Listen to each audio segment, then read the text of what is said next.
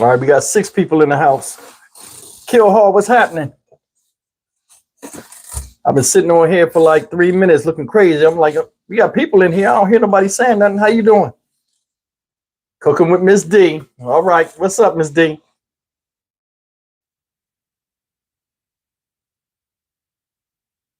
Y'all doing okay? Y'all all ready for the holiday tomorrow?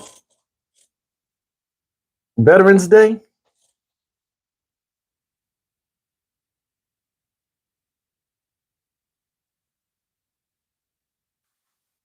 Hey guys, you guys coming in, do me a favor and hit that thumbs up button. It'll spread the video to get more people in here faster. I'd appreciate it. Thank you so much. I appreciate it. I just get on here and talk. Just give my opinion, that's all. I appreciate that though, Miss D. I just did a video before I got on here. Some people are watching it.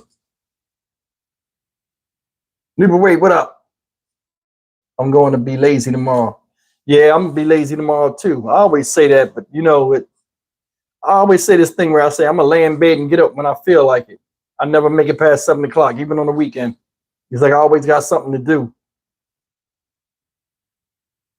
Just one of them things. As this goes with all my live streams, the sky is up. Oh, okay, I figured you're gonna say something crazy like that. As I do in all my live streams, I wait until 10 minutes of, and then I go into it to let the room fill up a little bit. Brian Britton, what's up? The stories you tell are so interesting. Yeah, well, this your first live stream, Ms. D? Because the stories I tell on here are totally different than the ones I do. I do a lot of crime and just crazy behavior and stuff like that with just a twist of my opinion on them. But on here, like we usually just decompress, laugh, joke. I tell stories about my childhood and things like that. Just open up and speak amongst ourselves. Yeah, just stay tuned. You'll like it. Everybody talks about these lives.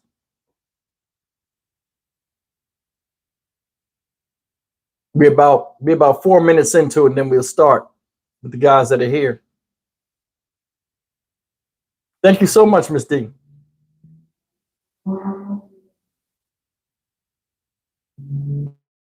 Yeah, because I don't want to jump into this early and get to telling these stories, and then people are like, oh, I missed the first part.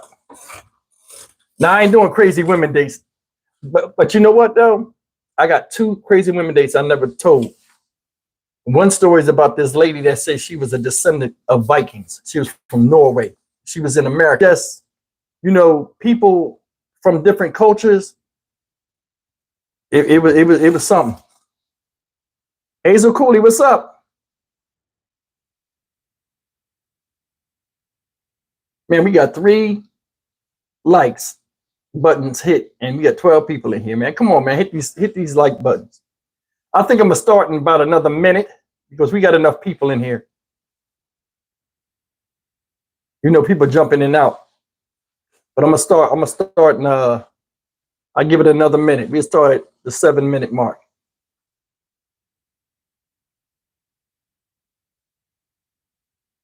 Say get it right. Yeah, I'm trying to get it right. You can tell it's the weekend. It's funny, like around noon or something, when you see me drop these videos, when I just drop them, I'll be burping and everything after I ate. I'll be trying to keep my food down. I'm like, man, I gotta stop doing this. I don't know how to like in these lives. Just hit the thumbs up button. It should be a thumbs up button, done, ain't it? Yeah, it should be a thumbs up button, depending on what you're looking at. Hey, Steve, I'll be on here with you all the time. Renee Gregory, but I'll be hiding in the bushes. Come on, Renee. You can't be hiding in the bush. You gotta be out in the open. I'll be getting hate mail in my my emails. I'll be getting hate mail. Somebody threatened to kill me yesterday. I'm like, man, are you serious, bro? Over a video? Baby girl, what's happening? No baby girl gonna be in the house. She always show up. I appreciate that. I'm doing well. All right, let's jump into this. We got enough people in here. you know, I tell a lot of stories about my grandfather, and you know, he had a big impression on my life, and that's why I talk a little bit about, you know, the importance of a father or just a father figure. You know what I'm saying? And being raised by a man like my grandfather's 96 now. So when I was born, he was 46 years old. So you know it's a contrast in culture and the way we see things. Me and him bumped heads constantly because I was coming up in the 80s and the 90s, you know, and just like now, the culture at my age, I don't understand and agree with. So you could imagine me being a teenage boy right now at the age I am with the grandfather I had. And he was old school, hardworking, don't take no lip. You couldn't say what you wanted to say, and he ain't have no problem knocking you upside your head in front of public and dare somebody to say something. But yeah, this first story I want to talk about, I name these stories. This story is called Sink or Swim, right? And I had an uncle named Thomas. Yes, I had an Uncle Tom. I had an uncle named Thomas who was gay. Now, this is in the 80s where, like, you know, it wasn't accepted like it is now. Now, my uncle who was gay, my grandfather didn't like that shit. You know what I'm saying?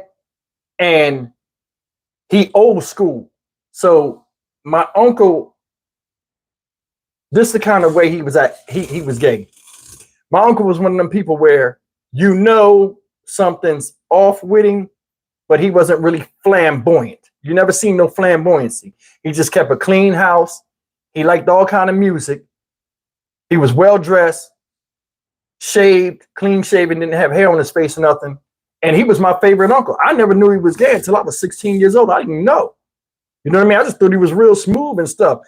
I would talk about girls and stuff with him. He would just laugh and talk with me. I never knew. You know, he wasn't flamboyant or anything like that.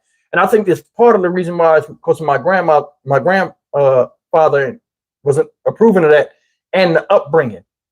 Now, this first story, it's not about me. It's about some of the stories I've heard about the battle between my grandfather trying to make my uncle, who was gay, a man and make him act masculine, but he didn't want to do it. It's messed up, some of the stuff I heard. So this story, I'm from Camden, New Jersey, right? There's a place called Cooper River Park. If anybody from Camden never see this, leave me a comment. It's a place called Cooper River Park, and it's a big giant lake. They be doing used to have a yacht club or some kind of sailboat club or something when I was younger that was there. So you know the water's deep. So one day, this, like, you know, a long time ago, people used to have family picnics and stuff out there. So my grandfather takes my uncle out there. Said my uncle was like 12 years old, right? So there's a bunch of kids out there playing, and my uncle supposedly he was acting fruity out there at the barbecue, and my grandfather saw him, and it was kids. They said a long time ago you used to be able to go into the water and swim, which, I mean, that was nasty. I don't know how it was, but anyway, make a long story short, they had on bathing trunks and little swimming things they could go and change it. So my mom, who's my uncle's my uncle's sister. So it's my granddad had 3 kids. He had an older son, John Jr., named after him. Then it was Tom. Thomas was the youngest, and Joanne, which is my mom, was in the middle. So my mom and the oldest, John, is out there in the water. So my granddad getting mad because Thomas is not getting in the water. So he like, hey, getting it. You know, I do my granddad's accent. Some of y'all know, some of y'all don't. This is how he talk. He said, hey, get in the goddamn water. We're standing over there for. Watch this. They said, My Uncle Thomas went over there and stuck his foot in there and was like, oh, it's cold. Why'd he do that? They said my granddad jumped up and was like, that water ain't nothing but knee deep. Go in there and walk. Now you got to remember, this is back in the 60s when this happened. So you know it was probably real bad and embarrassing to my father that his son was acting like this in front of other men and his peers. And you know, people whisper, but people don't, back then, people didn't say, hey man, what's up with your son? You know, you get your teeth knocked out talking about somebody's kid. So this right here is exposing him as weak. And my grandfather's old school, he can't have that. So he runs over there, yo, get in the water right now. My mom, Joanne, says, Dad, you know he can't swim, right? He gonna learn today. They said he grabbed him by his arm and his leg, right? And flung him like laundry in the water. Instead of flinging him where the kids are right here, he flung him all the way out to the thing. So they flung him like 10 feet out. The water was like 6 feet deep. He was young. My granddad said, they said, when he went in the water, my granddad was like, survive, swim. They said he hit the water and he just went down. My mom said they had to swim out there and get him. They said when they threw him, they said they looked over their head and saw him flying. He said he made eye contact with my mom, like, help. So when they swam out there, they said when he went in the water, he didn't even move. They said he was just looking up at the surface of the water when he got to where he was at. Said he was looking up at the surface of the water going down like he didn't have no will to survive.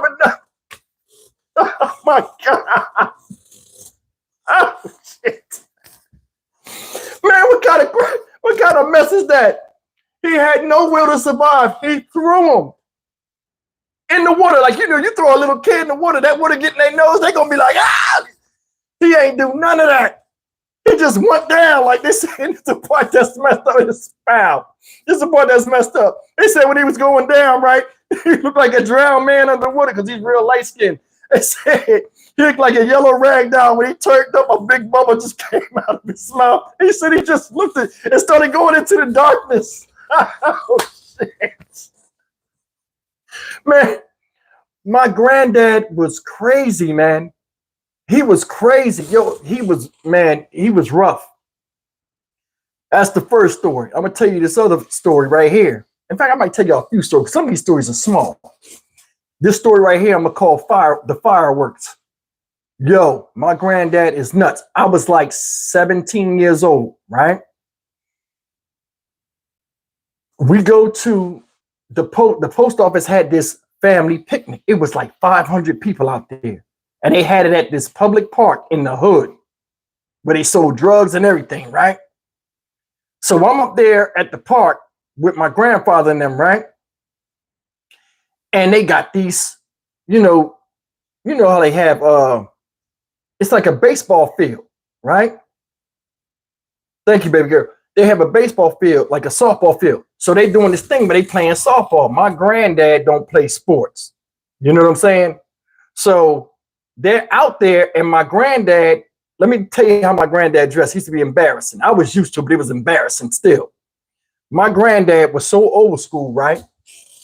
He used to wear the dress pants shorts with the high black dress socks and dress shoes all the time. I didn't see him in sneakers. And this is no lie until I was 30 years old when he was he had moved to Florida from New Jersey, and he was really old, like getting old. And I seen him with a pair of like orthopedic sneakers on because he couldn't wear dress shoes no more. I've never seen this man without dress shoes. You know what I'm saying? So all of a sudden, he's out there and he goes and plays with softball with the dress shoes on and stuff. So now he out there swinging the bat, striking out and all kind of stuff. He finally hits the ball. He takes off running. My grandfather is not athletic. I didn't know that. I thought all men, because he would throw the football with me at the park when I was a kid. I thought he had skill. He hits the ball does one of them low line drive, hitting the ground past the pitcher's mouth. He running all goofy and stuff and falls near the first base thing, and like he slides like he Pete Rose to somebody and messed his clothes up and everything. And he jumped up, and I think he realized, like, damn, now I'm muddy. I'm dirty. I look crazy. But I guess it was a shining moment because when he hit the thing, everybody cheered. I think it did something to him. He got hyped and started running for his life, thinking he's gonna do something. And long story short, he wound up getting up, and they used to have these spider pots. You know what I'm saying? Like the spider pot, the portable bathroom thing. They used to have when they had like a little sink thing in it. So he goes to the sink thing, and he used to carry a handkerchief. That's how you know he old school. He used to carry a handkerchief. So I guess he's going to wash his arms off and stuff like that in the spider pot. While he's in there, and I'm going to tell you, this is 4th of July too. I'm going to tell you. I forgot to tell you all this. While he's in there, they used to have this vent thing on the top, like a chimney almost. Not a chimney, but it's like a vent thing where like air could come in. And it was like a chimney thing on the side, I guess, where the smell would come out or whatever, right? Some kids was playing back there, and we used to have, in fact, they still do got these. I'm sure they got them. It was these fireworks called Black Cats. I don't know if y'all heard of them fireworks. They was like little teeny, but they was loud when you let them off. It was about like that long and skinny. And they would come on a string, like the Chinese fireworks, where they be in like a big braid. My granddad goes to the thing, and he's supposedly washed his hands. Nobody's thinking about it. 5 minutes pass. Now, my granddad is one of them people where if he has to go to the bathroom, he will go anywhere.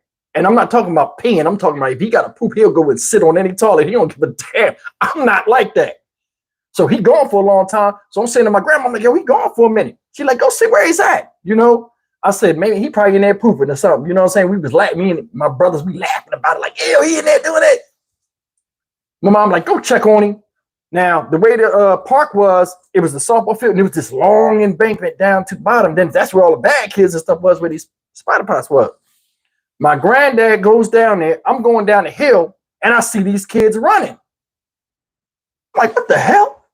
So I'm coming down the hill, but I'm like, kind of like, you got to go sideways. So I'm like hopping down the hill, like, moderate speed. And I get almost to where what's the name is. And now I know why they was running. They took a roll of them black cats and threw them in that vent thing where my grandfather was at, and threw them inside there. And while it was lit, it was like 500 firecrackers. That thing, that roll, it was like a big circle roll like this. The reason why I know is because all of them didn't go off, and my grandfather stopped it. But I'm gonna show you how crazy people was back in the day. They threw that whole thing through that slit, right? What's up, Liberty and Hercules? And it went off. As I get down here, I'm like, oh, you know what I'm saying? I'm looking. My granddad comes out the thing, y'all, out the spider pot with his pants down, right? He got the firecrackers in his hand and his pants at his ankle. He comes out the toilet like, who the hell? What son of a bitch? And he's screaming and hollering, and these firecrackers are popping in his hand. They're popping in his, like these, and like they're popping, and he's letting them go, and he keeps grabbing, and they're going down, and he's looking, and people are laughing, and they come up laughing. They don't know he's on the other side of the spot with the door. And they ran out and ran that way. So the kids that did it come back. When the kids that do it come back, and that door's open, they behind the door, and they was about to come around the corner, but they're laughing. He hear them. Now the whole time, y'all, this man pants is at his ankle, pants and underwear, so he's sitting out there half naked. Firecrackers going off in his hand, right? He pushes the door. In fact, they was pushing the door. He pulled the door. When they pushing the door, right? One of the kids, the biggest kid that threw it in there, I found this out later, was holding the door. He pulled, and the kid bumped into him. When the kid bumped into him, he takes the kid and takes the firecrackers and throws the firecrackers in the kid's shirt and holds him there and holds the boy there like this, and the firecrackers are popping and tearing his chest up. This boy's screaming, ah, ah, ah. The other people, let him go, mister. We sorry. Man, it was a mess. And it sounds funny watching it. I mean, hearing it, but just seeing it, man, it was like he was like, I was in war. I said, Dad, you didn't have to, I'm older now. Let me say something. When I got around 16, 17 years old, my grandfather really took the reins off me, and he let me talk to him freely as long as I was respectful. And I would ask him questions like, yo, why'd you do that? Like, they was only playing. I mean, you should have went and got their parents or something. But then he told me something. He said, how many kids you see running wild in the street out here? When you ever see their parents? When you ever see a man around here? And he said it always stuck with me. I'm like, damn. I started looking at my friend like, damn, they ain't got no dads and no men around them a lot. It's just them and their moms. But the boy got fucked up. He got burns or something, like some kind of phosphorus burns or whatever. He got burns on him. And nothing ever happened. His mom was just like, yo, he went in the house. I guess when I'm in that neighborhood. But we wound up going back and the police come. The police come, my granddad, they take my granddad over to the side. He talking to them for about 30 minutes. After that, he shook hands with him and came back. I never heard nothing else about it, but I did know that the little boy did get, but not little boy, they was teenage boys, like 19, 18, 19 years old doing this kind of stuff. So I don't want to say little boys, but I mean, to bother people, this is why I don't bother people. You don't mess with people. My granddad came out there standing butt at, and I had to tell him, like, yo, your pants are down. Like, you know what I'm saying? And he had to pull his pants. I'm like, yo, war must be serious for somebody to do something like that. You know what I'm saying? I mean, nothing happened, not that, but I mean, he threw them firecrackers in there. He came out holding them shits. I'm like, yo, this is a man. I know that shit had to hurt. I would not hold the firecracker in my hand. He had his hand around that whole thing. They were popping, all the paper coming through his hand. He moving his hand down and study going off. I'm like, yo, war must be serious, y'all. For real. You know what I'm saying? So if y'all got veterans that was in war, tomorrow Veterans Day or whatever, man, get them absolute respect, man. Even if you don't like them, because going through that, everybody say what they do. But my grandfather was through that 3 times. He was in 3 different, he did 2 tours in Vietnam. He was in the Korean War. You know what I'm saying? And he was like out there. So, I mean, there ain't nothing he ain't seen. That's why I think part of that makes a lot of these people, it molds them in the hardest of who they are, because they didn't see the lowest low. You know what I'm saying? But that's one thing. Now, this story I saved for last, right? This story right here is called the Beehive. Everybody I have told this story to falls out. So I hope my grandfather, I can do him justice on this. What I'm going to tell you, ladies and gentlemen, is 100% accurate. I was there. I saw this. This right here, the fireworks story I told you, this story I'm about to tell you, the Beehive, happened a year before that. I was 16. Now, the street I lived on had an abandoned sand lot at the end of it. It had this one oak tree that we used to call the tree. This tree was old, barely had leaves on it, but it had this really big tree trunk, and it had a hole in it about this big, right? And one year, it was just bees, a lot of bees in the neighborhood. I mean, when I say a lot of bees, it was like weird, like it wasn't normal in a city block, a bunch of bees. Ain't no flowers or nothing out there. And it was a lot of bees, and a lot of kids was getting stung. So this sandlot, we used to go down there and play in the sandlot. So at the end of our block, we'd go down there, throw the football, we throw stones, all kind of stupid stuff. But they had little dirt mounds. We'd ride our bikes and jump up on them and act like we doing motocross and all this kind of stuff. Normal kid stuff. Kids started getting stung, and we were like, yo, where are these bees coming from? So one day the city comes down there, and it was like one part of the field that they cut. It was around that tree that they, playing rocks. But we wasn't throwing them at car. We were just throwing them in the air and stuff. The city comes and they mow down this grass, and they put this sign up there. I don't know what the sign said, but it has something about, hey, don't walk by this way. There are bees or whatever. And this is when they used to have this movie that used to come on TV about killer bees and stuff like that. And like they'd be killing people. It was a horror movie or something. So everybody would be like, killer bees is you know what I'm saying, coming to New Jersey, and they're going to kill you if they sting you. The crazy stuff, the hysteria back in the day. So I see this sign up there, and I'm like, it's bees or whatever. They talking about it's a. So when we went over there, we looked, and guys, I swear to God, it was bees. Like, like when they show beekeepers, and they have them bees on top of them, you can't even see whatever they're on. They were like that on that tree. So I guess the city was going to come back and treat the tree or cut the tree down, right? Because I guess people was complaining to the city. So we see that, we like, damn, look at all them bees.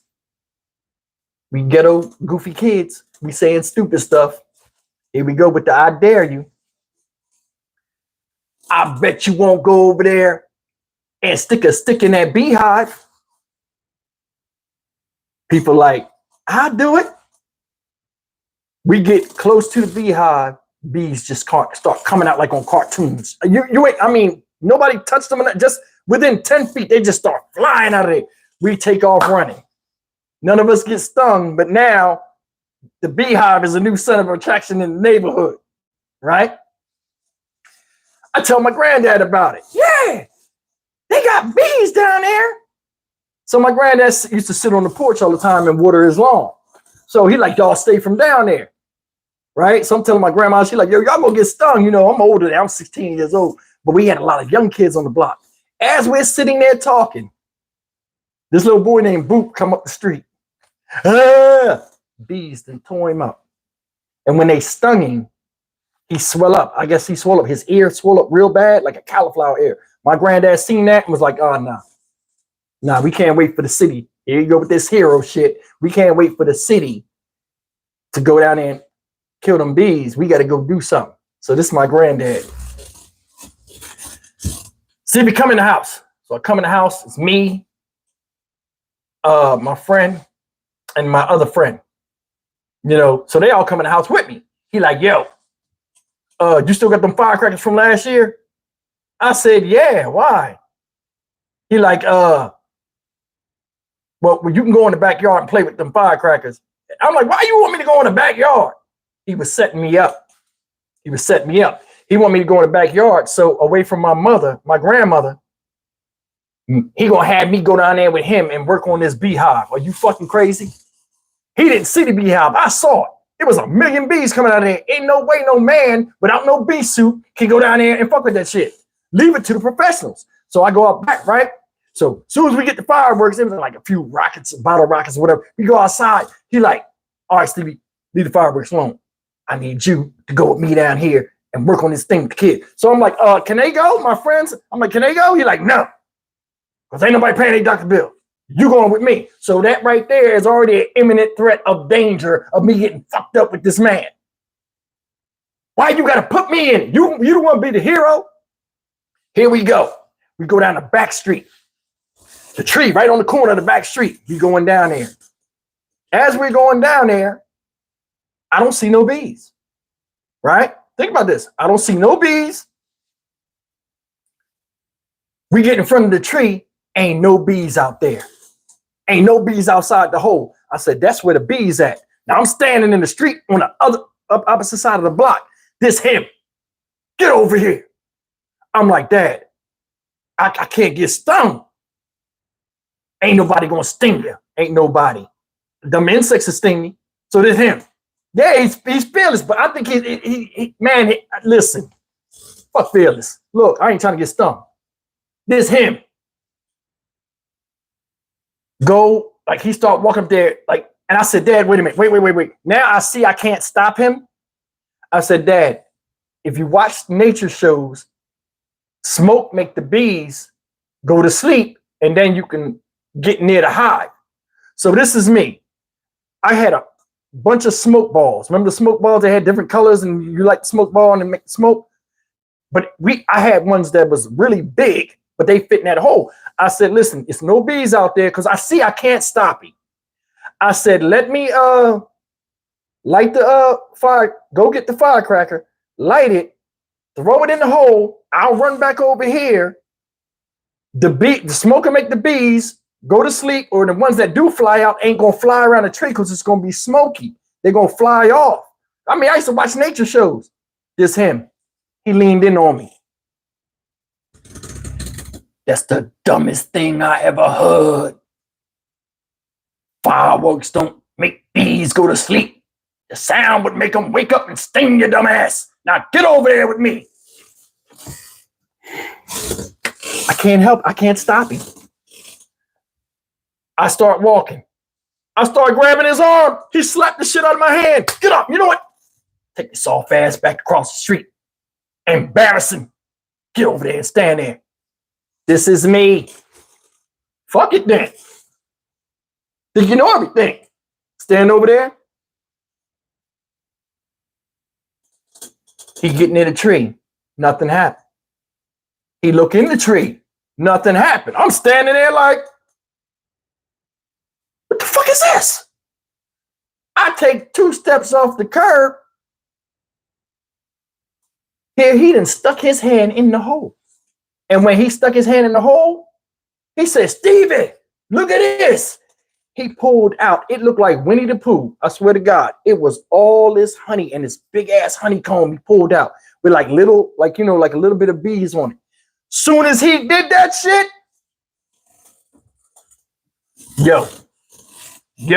soon as he did that, hellspawn flew out that thing.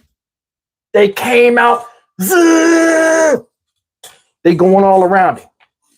He's like, all right, take it easy. I'm putting it back. He start trying to put the honey back in the hole.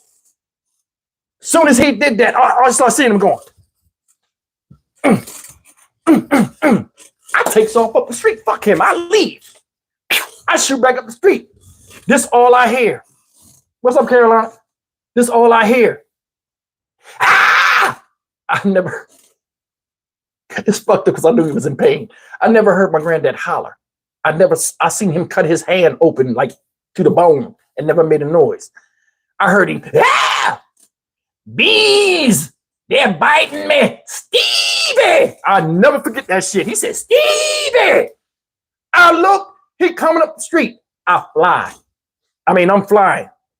I'm way ahead of him. Fuck him. He'll make it. I see the bees in the air. I see him on him. He jumping up and down with the dress socks on, looking crazy, screaming, ah! I runs up the street. We got a chain link fence that it was like a the kind of chain link fence like back in the day. Most of y'all my age, y'all know. Like say you had a driveway, you get a chain link fence, you lift the little piece up and pick up that little pole and then open it up like this. And you bring the car and then put it back, put the pole in there and then put that little hand thing there. We had that.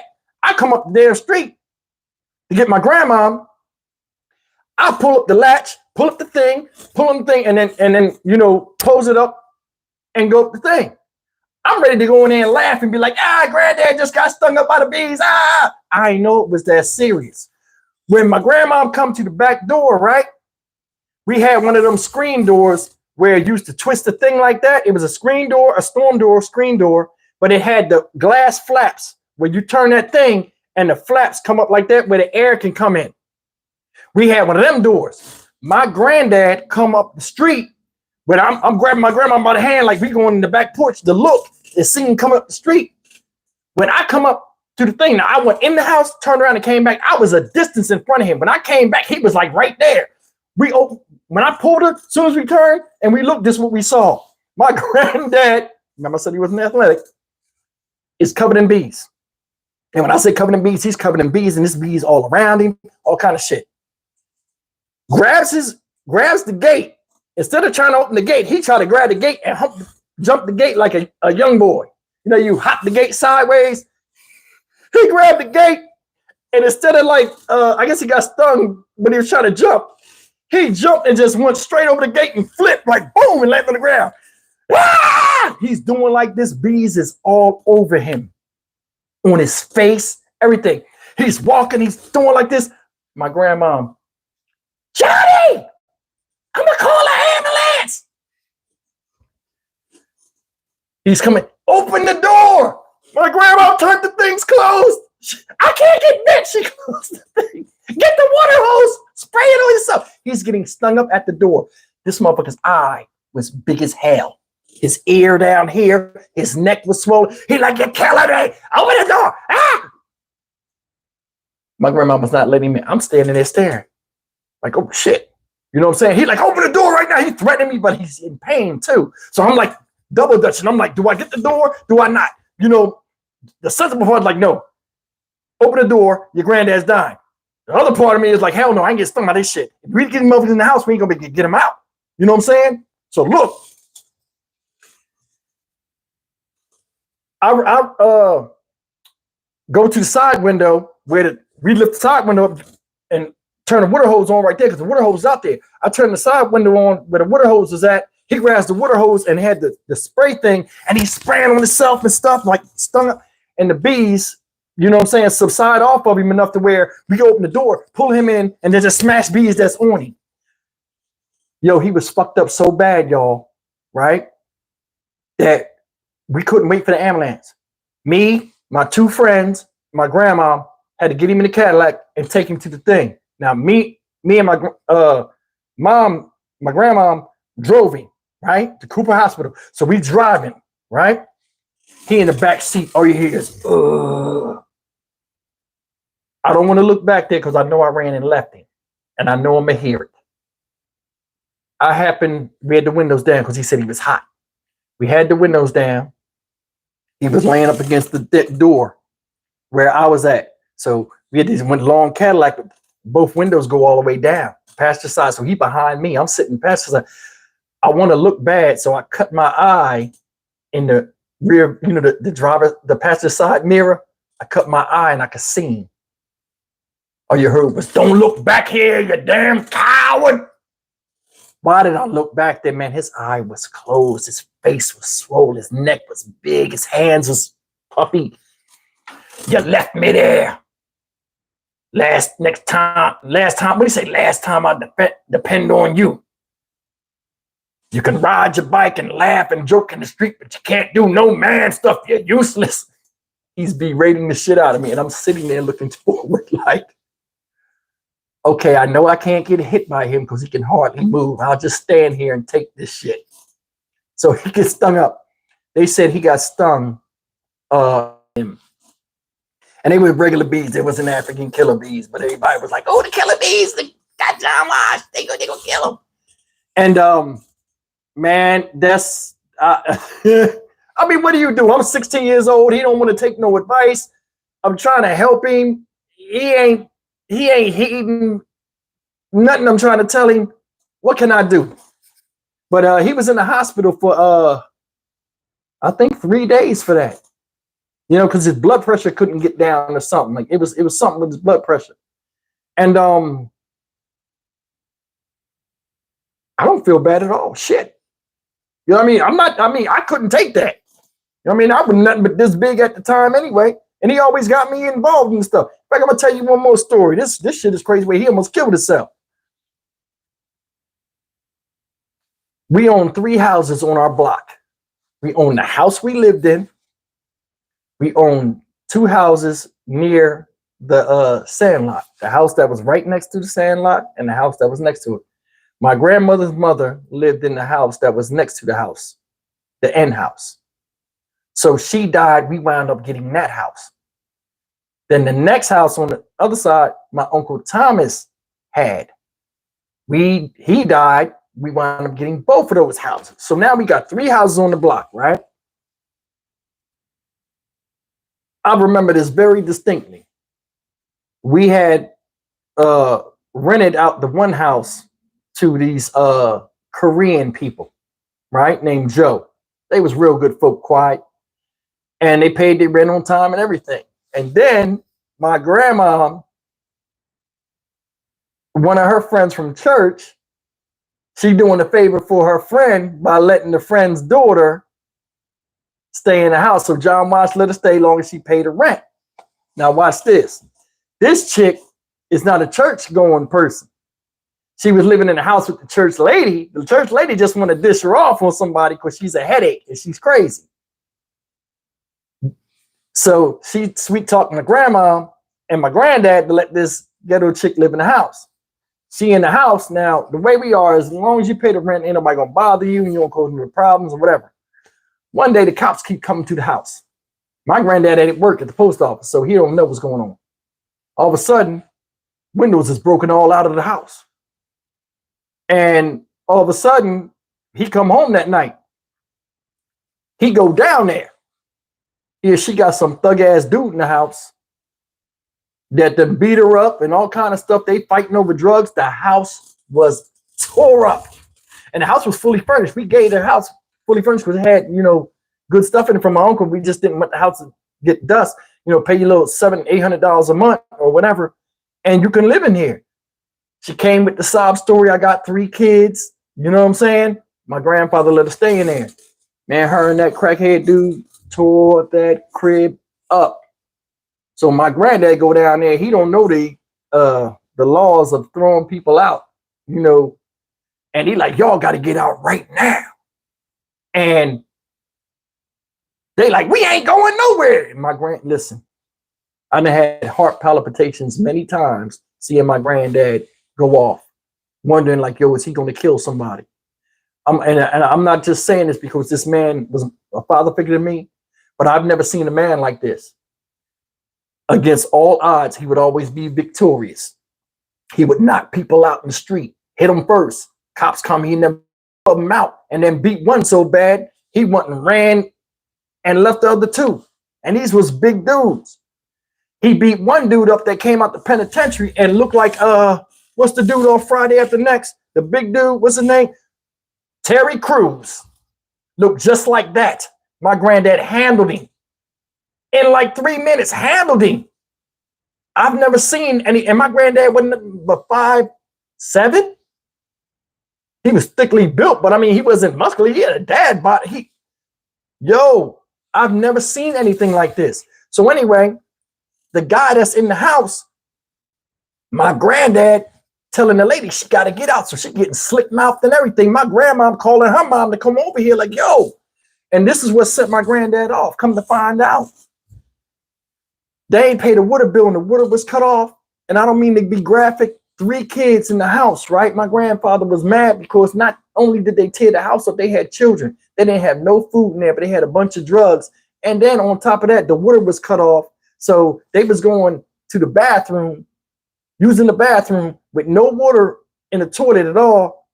They filled the toilet up with all kind of crap and stuff. You know what I'm talking about. And then started using the tub. Yeah. Doing people favors sometimes backfire on you. And he seen that. He was like, you got kids in here? And he went off. You know what I'm saying? And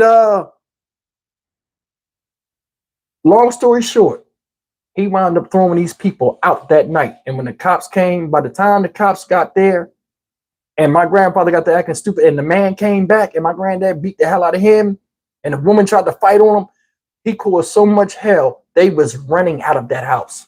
They was running out the house. He did so much like tearing up and raising Cain and shit. They couldn't wait to get out that house. And we wound up selling the house to the Asian people next door, and they let them fix it up and all that other stuff. But man, my granddad crazy. But he was a good man, though. He was a good man. I'm gonna tell you why I say he's a good man. He could be watching TV, his favorite show, and I could come back there and say, Dad, can I go to the park when I was a little kid? And he would get up and be like, come on, let's go. I could go to the park as long as he had his newspaper and his little radio. I could stay out there as long as I wanted. He never said, all right, that's enough time to go home. You know what I'm saying? How many parents you see out there like that now? Every Friday night when he got paid, or every 2 weeks when we got Friday night, we used to have a ice cream place like Breyer's Ice Cream. They used to have a ice cream soda shop, an old school soda shop. You can make root beer floats. He would always bring me, my brothers, and my grandma ice cream home every Friday because he knew we liked it. It's not a lot of men out there like that no more. You know what I'm saying? And it's like, I'm so thankful that I had that example in my life. And I know a lot of people don't have that example. And that's why I bring light to these videos that I do. And I go off and I say, hey, dads matter, because if I didn't have no father, I'd probably be dead in the street like most of my friends are. You know what I'm saying? He was a good dude. I mean, he did some crazy shit, but he was a good dude, But guys, that's it for the live tonight, man. I'm trying to keep these under an hour. And the reason why is because for some reason, when I get to about the 55-minute mark, everything starts to freeze up and glitch, and I start getting all these pixels and stuff like that. But I promise you guys a live. I'll probably do a live.